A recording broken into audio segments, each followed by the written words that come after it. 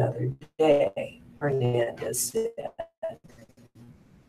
At an immigration court in San Francisco, attorneys and paralegals carrying large bags, small suitcases, or boxes stacked with filed documents that had piled up during the shutdown and that she missed to file court. What happened is pretty serious, because it could be 2 or 3 years before they can get a new court hearing.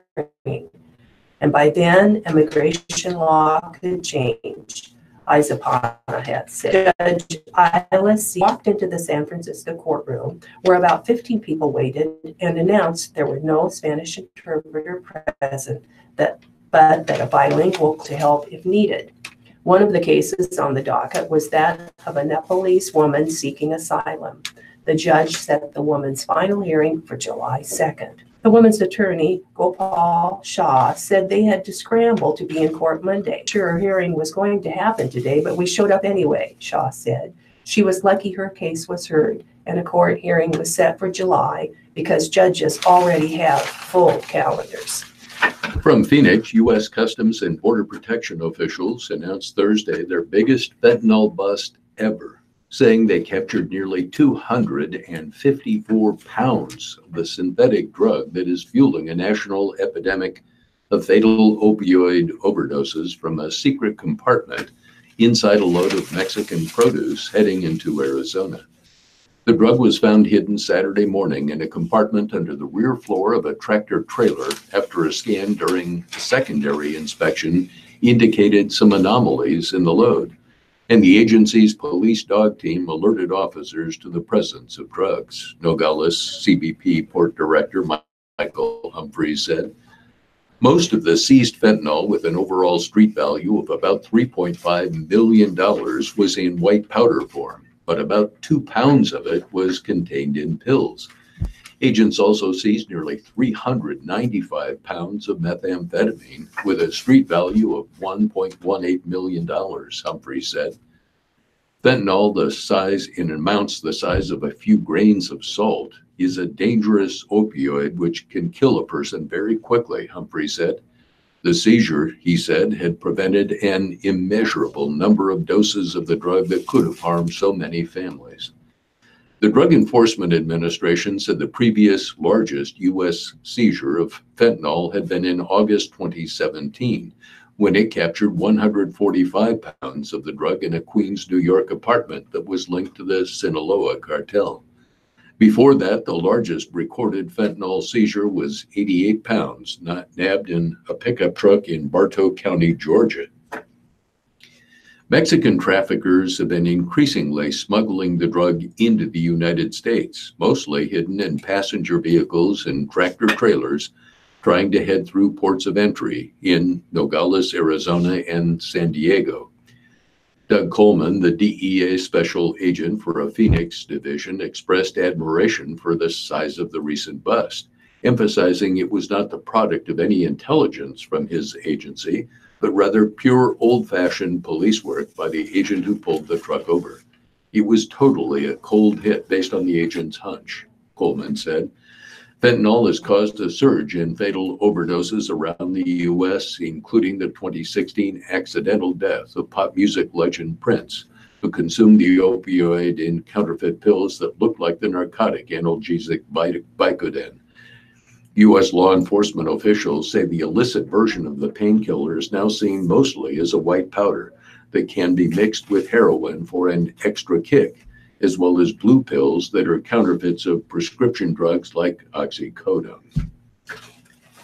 A new report estimates that nearly half of all U.S. adults have some form of heart or blood vessel disease, a medical milestone that's mostly due to recent guidelines that expanded how many people have high blood pressure. The American Heart Association said Thursday that more than 121 million adults had cardiovascular disease in 2016. taking out those with only high blood pressure. 49% of adults who have other forms of disease such as heart failure or clogged arteries.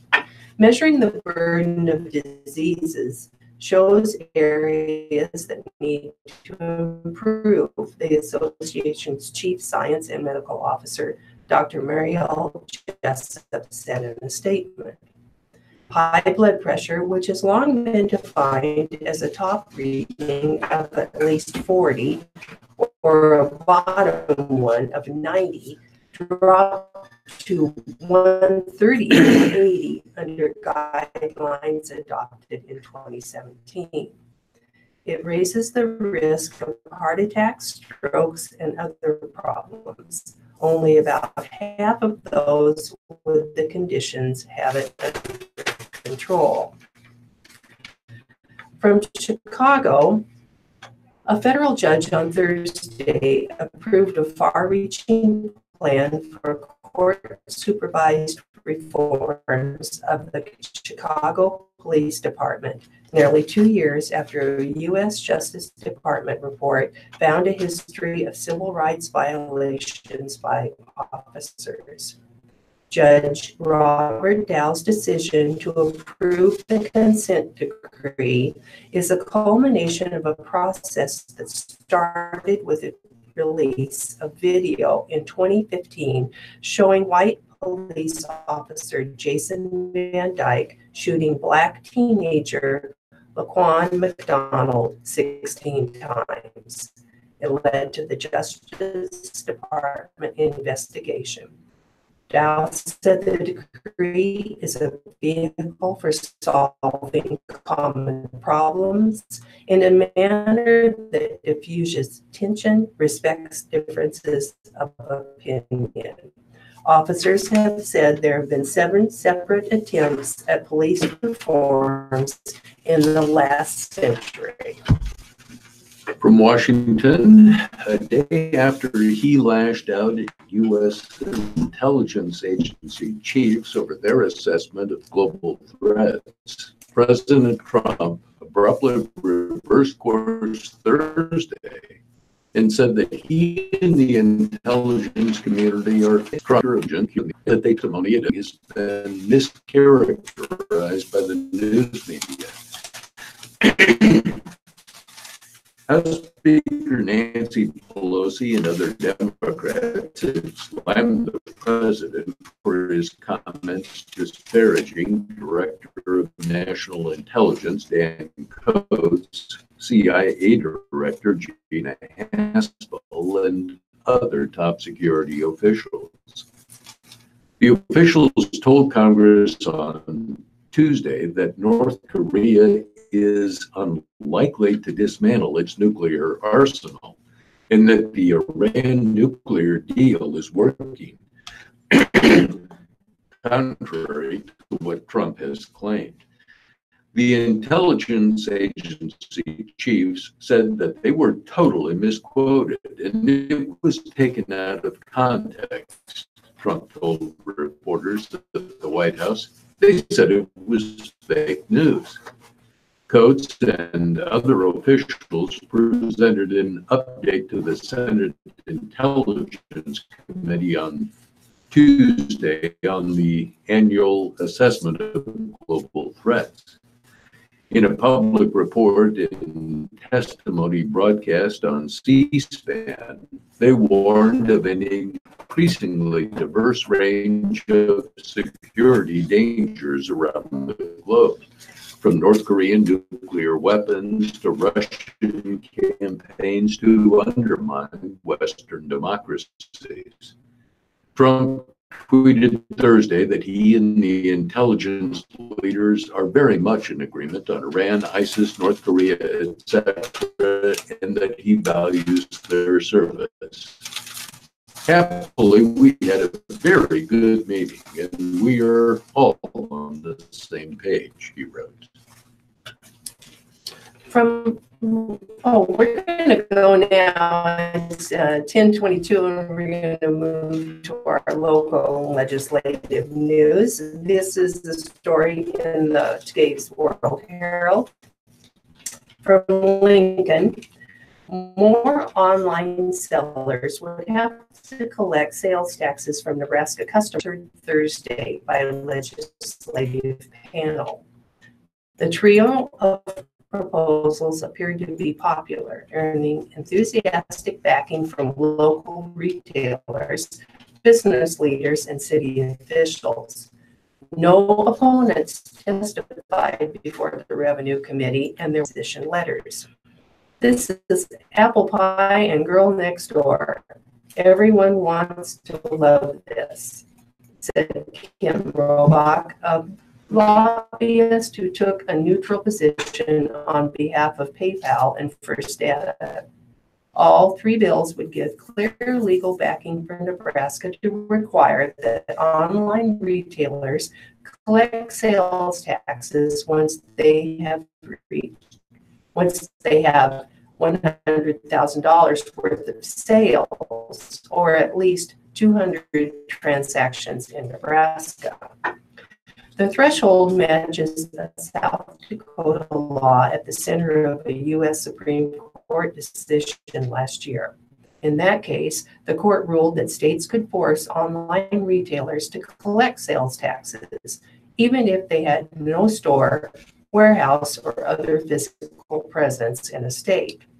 Two measures, Legislative Bill 284, introduced by State Senator John McCollister, and LB 291, introduced by Senator Lou Ann Kleinman of Omaha, would go further.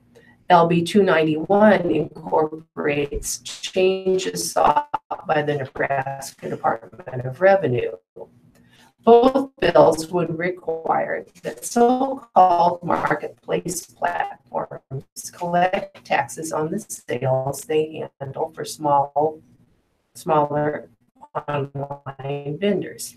Such platforms like Amazon Marketplace help facilitate sales by other retailers. McCollister said the provision reflects the reality that many vendors use marketplace platforms.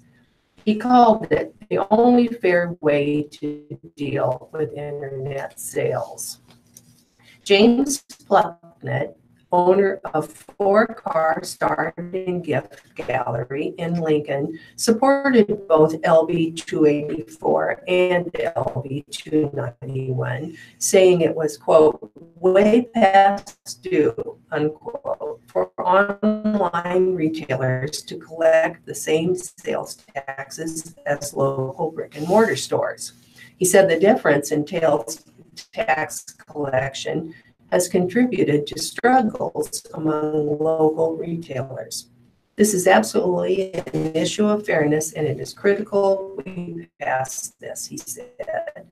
But Senator Tom Breeze of Albion, whose LB 18 did not address marketplace platforms, raised concerns that such a provision would be on shaky legal ground. About a dozen states have passed laws requiring marketplace platforms to collect sales taxes, although the issue was not part of the Supreme Court decision. LB 18 sparked concerns among city officials because it would not require the collection of local state sales taxes. The bill would also earmark revenue from online sales tax collections for the state's property tax property tax credit fund. Breeze argued that the revenue, which he said tax relief, several agricultural groups backed that idea. Governor Pete Ricketts has also called for using online sales tax rate property tax relief.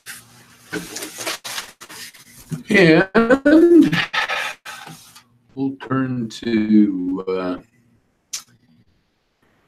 Some Lincoln news.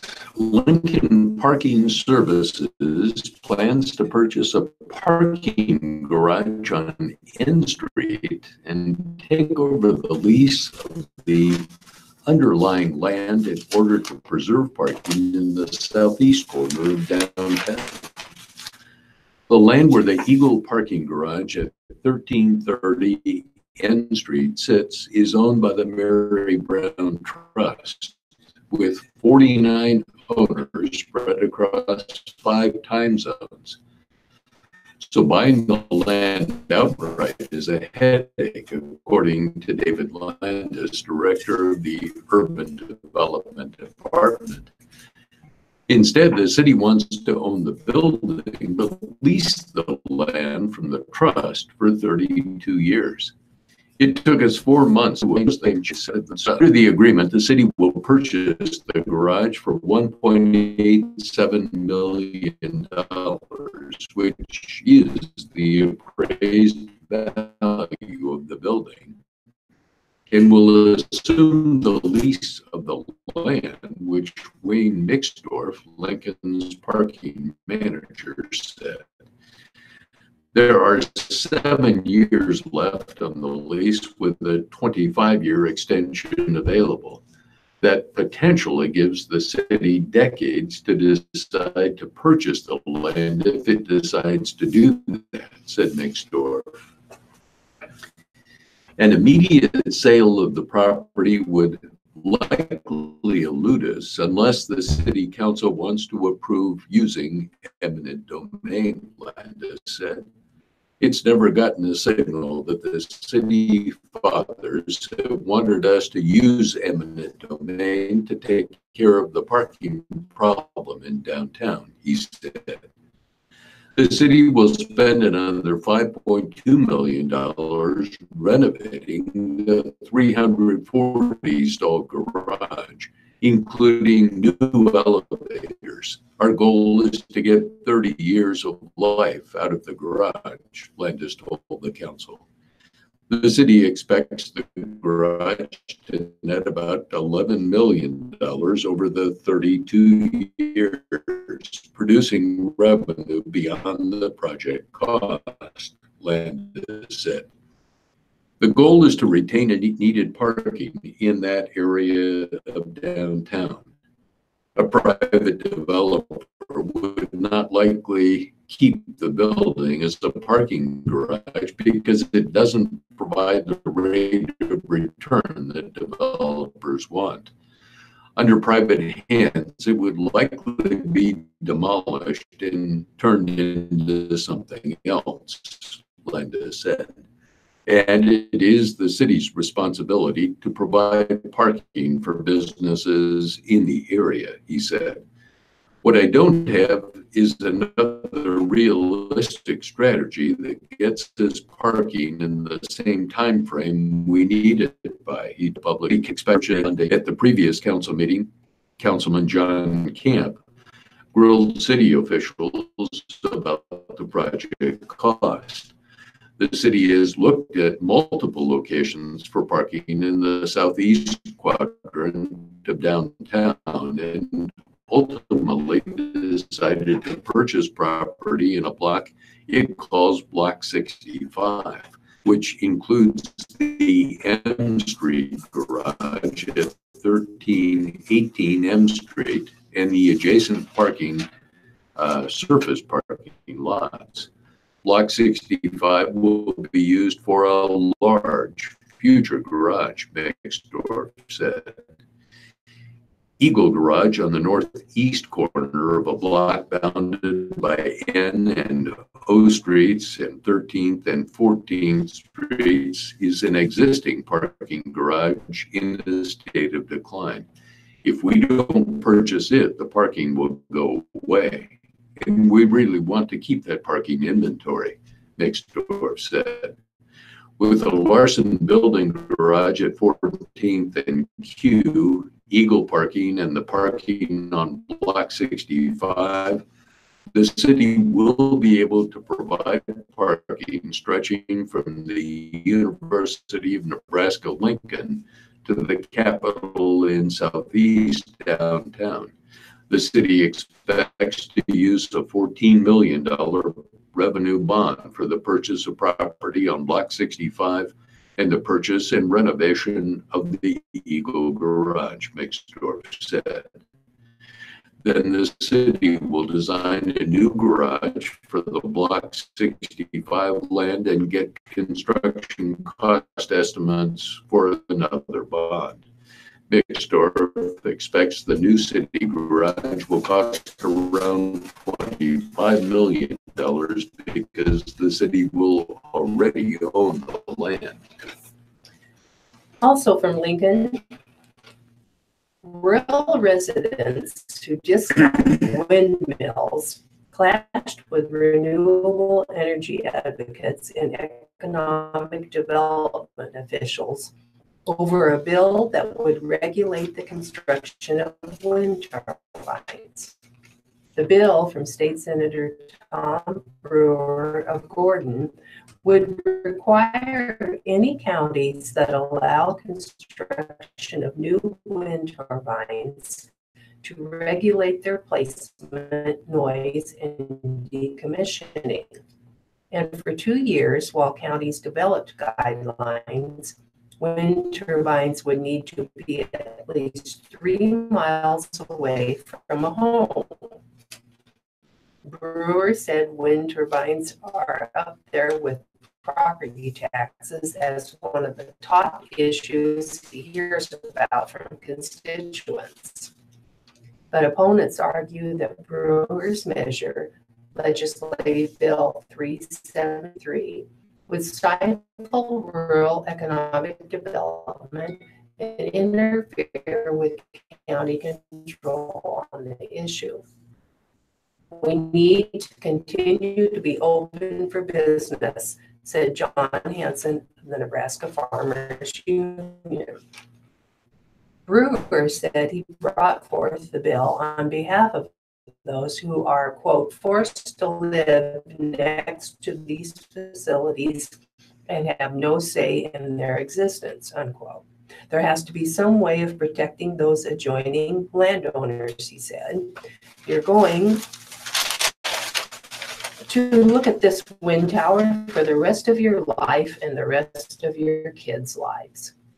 A few dozen residents of rural counties, including Cherry and Nichols, came to the Capitol to support the bill at a public hearing held by the Government, Military, and Veterans Affairs Committee. They described unhappiness with their county boards for what they say is a failure to listen enough to constituents' concerns about turbines. The hearings get very emotional, said Dean Smith, an Antelope County board member. Many were worried about noise or other problems from a turbine allowed on a neighbor's property. Those opposing the bill said wind energy projects are an economic development for Nebraska. And they noted that many counties already have restrictions on wind turbines. Darby Paxton, Executive Director of Holt County Economic Development, said one such project brought 50 permanent jobs to the region. He also said increased tax revenue allowed O'Neill Public Schools to do a $13 million expansion without a bond issue. Economic development relies on the people that live and work in the communities to make decisions that affect them, Paxton said. Several wind energy companies said a 3-mile setback would halt development of wind energy in Nebraska. Senator Carol Blood, a member of the committee, noted that there's already a public input process in all counties that have zoning regulations. And she and Senator Megan Hunt of Omaha questioned why the legislature would restrict wind energy production and not other projects, such as the Keystone XL pipeline. And back to Lincoln News. From Gresham, it's a stately structure, black metal with interior benches, red stained glass diamonds circling around the top. Yet Gresham's gazebo comes straight from the heart. A committee made up of Arbus Burkholder, Andrea Day, Cindy Buss, and Bobby Fritz spearheaded the design and implementation of the recently completed Gresham landmark. Gresham, a town of 217, is northeast of York in York County. The idea to build a gazebo percolated for some time, said committee member Cindy Buss. It took a while. We were sitting around trying to figure out how to beautify Main Street. Committee members collaborated on the gazebo, with Andrea Day being instrumental in the original design of the gazebo.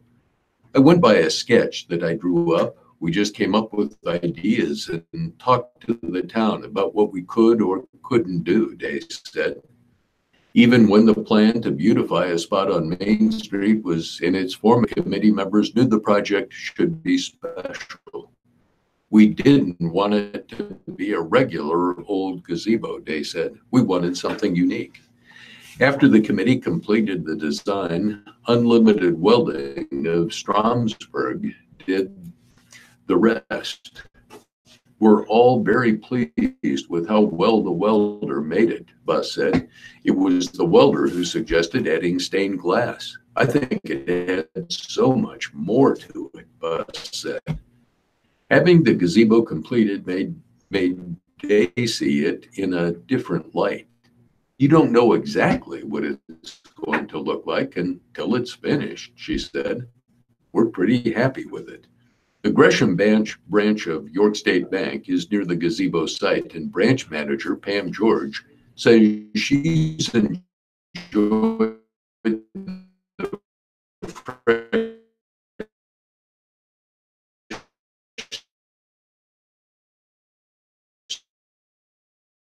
seeing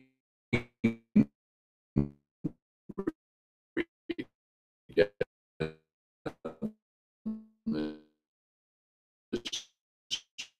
street.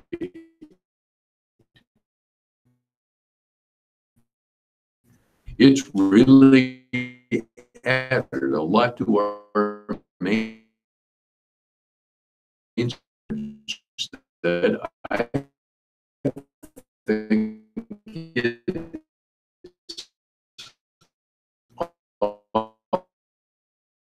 awesome.